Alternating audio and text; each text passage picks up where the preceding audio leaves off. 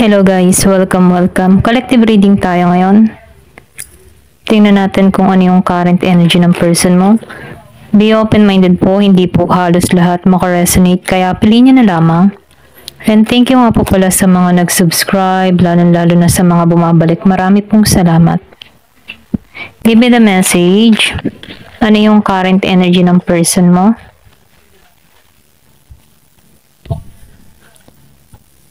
Give me the message. Ano yung current energy ng person mo? Give me the message. Ano yung current energy ng person mo?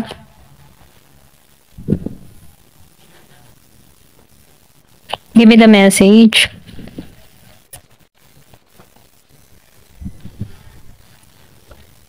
Give me the message. Meron ka dito Scorpio, Cancer, and Pisces. Virgo, Capricorn, Taurus.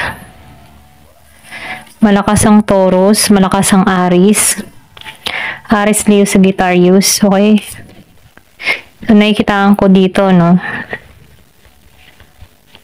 Andito yung partnership, okay? Nakikitaan ko dito, may pagbabagong nangyayari. Nangyayari sa inyong dalawa, okay? Individual kayong may paglago sa bawat isa. Nakikita ko dito, nag-improve ka, nag-improve din tong tao mo.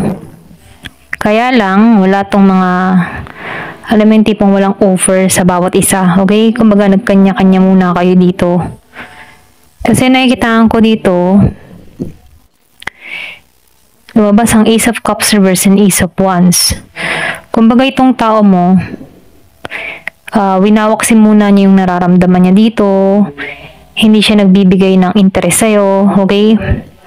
Kumbaga nakikitaan ko dito na mas naka-priority to sa kanyang pentacles. Kasi nakikitaan ko dito, medyo nahihirapan siya sa sitwasyon pagdating sa pera. Kaya isinantabi muna niya ang larangan ng pag-ibig at nag-focus muna siya dito sa kanyang kabuhayan dito. Kasi ginising to okay? So, nafe-feel ko dito, itong tao mo, sa panahon ngayon, dinidevelop niya yung sarili niya, okay? Andun siya sa moment na pwede rin sabihin nagkaroon ng realization or pwede rin sabihin na may pagbabagong nagaganap dito sa tao mo, na-realize niya na yun dito, kung ano yung dapat niyang unahin dito, okay? Kasi may paggising So, I think itong tao mo, inuuna niya muna yung stability niya dito. Kasi ito yung nawala sa kanya, okay? Kaya wala tong over na ipinagkakalob sa'yo kasi mas naka-priority siya sa kanyang sarili, okay? Sa paglago. Or pwede rin sabihin naiisip ng tao nito na kailangan ng pagbabago, okay?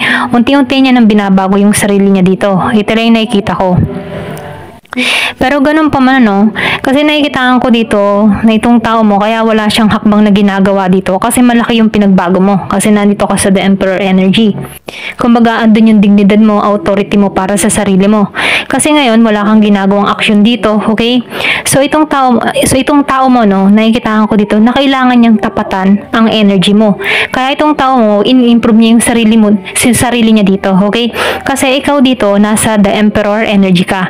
Hindi ka nagbibigay ng offer dito or sabihin natin dinededma mo to, hindi mo siya pinagtutuunan ng pansin dito sa Page of Cups kasi nakapokus ka sa sarili mo. Kaya itong tao mo, alam niya na hindi mo siya, ayun ba tipong, hindi mo siya bibigyan ng offer or hindi mo siya papansinin dito or pwede rin sabihin alam ng tao nito na hindi ka nakatuon sa kanya. Kaya itong tao mo, nakikitaan ko dito na alam niya na nagbabago ka, okay? Meron kang mga priority sa buhay. Kasi itong tao, kumbaga itong tao mo, alam niya yung betrayal na ginawa niya sa'yo dito, okay? Kaya tumatak to sa'yo, dito sa The Emperor. Kaya ikaw dito, mas naninindigan ka sa sarili mo. Alam to ng tao mo, okay? Kaya itong tao mo, kailangan niyang baguhin yung mindset niya, kailangan niyang baguhin yung sarili niya para may mapatunayan siya sa'yo dito. Kasi nandito ka sa The Emperor energy, okay? Kumbaga ikaw, kaya ka naging matatag dito sa The Emperor energy kasi sinisiksik mo sa isipan mo yung ginawa ng tao mo dito. Okay? Kasi may betrayal Maybe before binitray ka ng tao nito, kaya yun yung nagsisink in sa isip mo Okay, ito yung nagtuturo sa'yo para lumago ka. Okay, kung paano nagkakaroon ka ng katatagan dito. Okay, itong pinapasok mo sa isip mo. Okay, para madali ka makamove on sa tao mo. Kaya wala kang offer dito sa tao mo. Kasi, binitray ka dito. Kaya wala kang saya or pwede rin sabihin wala kang interest dito. Okay, alam to ng tao mo. Kaya nga nagising to Ito lang nakikita ko. So, itong tao mo, kailangan niyang i-improve dito yung kanyang pentacles. Ayan, tingnan pa natin. Give me the message. Ano pa yung mensahe?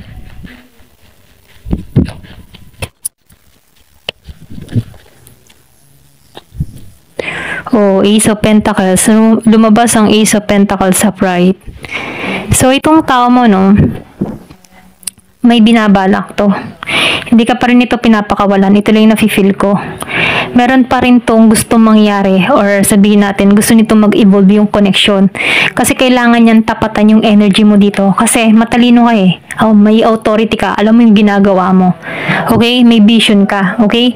Pwede rin sabihin, alam ng tao mo dito na malakas ang pakiramdam mo. Kaya itong tao mo kailangan tumapat sa kanya. Tumapat dito sa'yo. Okay? Itong tao mo kailangan tapatan ka yung energy mo. Kaya itong tao mo, no, mas pina-priority muna niya to kanyang kaperahan, okay? Bago siya tumungo sa'yo. May balak pa rin tong offer sa'yo. Ito lang nakikita ko. May pagkikita pa rin muli. Pero sa second na pagkikita nyo, ito na yung gusto nyo mangyari dito, okay? Yun, kasalan, mga ganyan. Hindi halos lahat ha. So, Virgo, Capricorn, Taurus. Okay, kailangan niya ng lakas ng loob. Lumabas ang Ace of Pentacles, Ace of Swords. So, lalakasan ng tao nito yung loob niya para humarap sa'yo kasi andito ka sa The Emperor energy. Malakas yung Aries, okay? Meron ka ditong tao na Taurus or malakas yung Taurus, okay? Vice versa. So, nafe-feel ko dito, itong tao mo, mas pina-priority niya to, Pentacles, para bumawi sa'yo. So, kasi kapag may pera siya dito or kung meron siya ditong yung bang papatunayan sa'yo, okay? May tapang siya confident siya, okay, na humarap sa'yo. So, sa panahon ngayon, hindi niya mai-presenta yung sarili niya kasi hindi pa siya stable dito. Kaya wala siyang offer. Alam ng tao nito na pwedeng hindi mo siya tanggapin dito. Kaya itong tao mo, nagiging matalino. Ayan, nagigilang siyang matalino dito. Kasi andito ka Alam niya yung kasalanan niya dito kasi nag-betray siya sa'yo. Ayan, tingnan pa natin. Meron Gemini, Aquarius, and Libra. Nasaktan to. Okay? Okay, nakikitaan ko dito, nasaktan to. Nasaktan tong tao mo dito.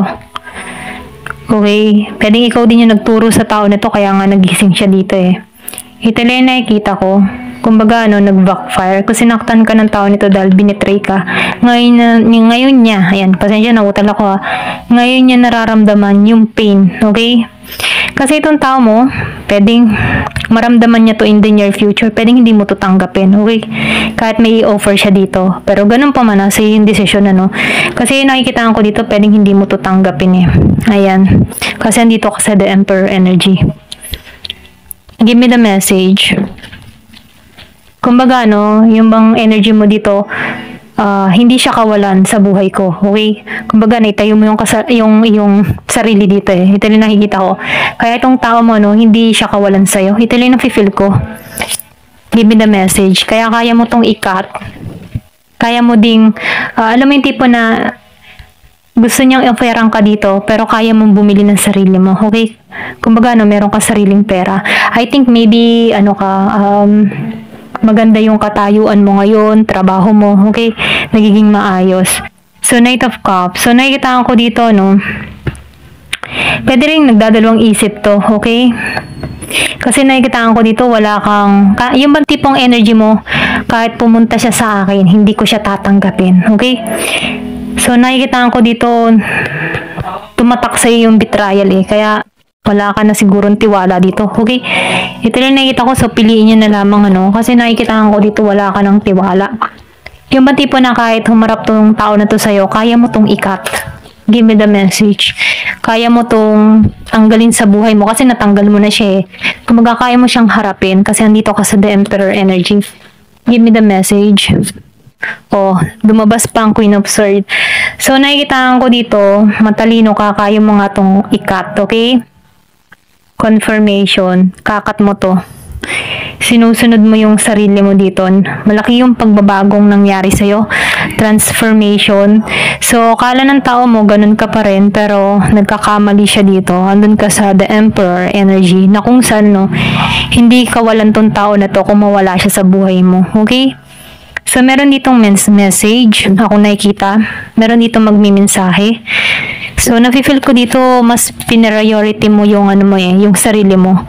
So, nagkaroon ka dito ng temporary problem sa sitwasyon nyo ng tao na to. Pero nakikitaan ko dito, malaki yung improvement na ginawa mo sa sarili mo kung bakit nagiging kang matatag sa panahon ngayon, ano? Oo, ayaw mo talaga makipagkasundo, nawala yung pagmamahal mo sa tao na to. Okay? Kumbaga, no, dead mo, kinat mo na to, andun ka sa authority mo. Malakas yung Aries, give me the message. So ngayon, nakikitaan ko dito, marami kang option, marami kang gustong gawin, mas marami kang priority sa buhay. Or pwede rin sabihin, meron ka na rin ditong bagong manliligaw. Okay, kaya itong tao mo, kinat mo na ng tuluyan.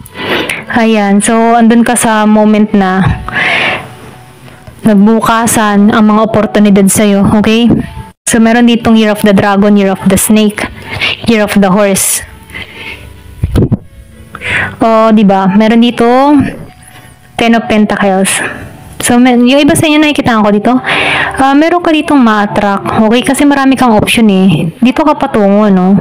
Sa kasaganahan. Yung iba sa inyo, meron ditong Year of the Dog. Kasaganahan yung patungo sa'yo. Kumbaga, equal and balance na relasyon yung parating sa'yo. Okay? Or pwede rin sabihin yung iba sa inyo, pwedeng tanggapin mo pa rin tong tao na to. Kasi ito lang yung hangad ng person mo. Or pwede rin, meron ka pa rin nararamdaman sa tao mo. Okay? Pero yung iba sa inyo, hindi natatanggapin. Lalo-lalo na ang Gemini, Aquarius, and Libra. Okay? Yung iba naman, Virgo and Tauro, sumaasa pa rin. Ayan. Ito lang yung nakikita ko. Okay? Give me the message. Ano pa yung mensahe? Yung iba, no? So, piliin nyo na lamang kung energy nyo to. The Wheel of Fortune. So, magtatagumpay pa rin to. Okay? Meron ditong hatid na tagumpay sa connection na to. Okay? I think yung iba challenge lang. Okay? Kung bakit nagkaroon kayo ng pagkakalayo para ma-realize nyo yung mga bagay-bagay na dapat baguhin sa sarili nyo. Okay? So, itong nangyari sa inyong individual na nagkaroon kayo ng hiwalayan, kung single pa rin tong tao mo tapos single ka pa rin dito. So, ito yung time na nag-evolve din tong tao na to. Okay? So, nakikitaan ko dito yung malaking pagbabago na nangyari or naganap sa inyo. Pero ganun pa man, kung ikaw before yung tipo ng tao na madali kang sumakay sa tao na to, ngayon hindi. Ang laki ng pagbabago mo, ang laki ng improvement mo sa sarili mo, na kung saan naninindigan ka at humihindi ka na. Maybe before, oo ka lang ng oo, mabait ka, ganyan.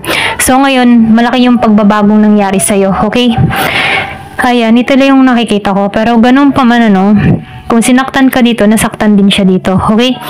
So, nakikitaan ko dito, yung iba sa inyo tatanggapin to, and then yung iba naman ay hindi, okay? Pero ganun pa man, dun sa iba, nakikitaan ko yung pagbabalikan nyo ng tao neto ay magiging matagumpay. Ayan, kasi alam nyo na yung kamalian na gawa nyo sa bawat isa. So, itong taon ito, hindi na to uulit. Or kung ikaw man yung nagkamali, hindi na uulit, okay? So, nakikitaan ko dito yung pagbabago, okay? Kasi depende naman sa tao kung paano mo babaguhin yung sarili mo.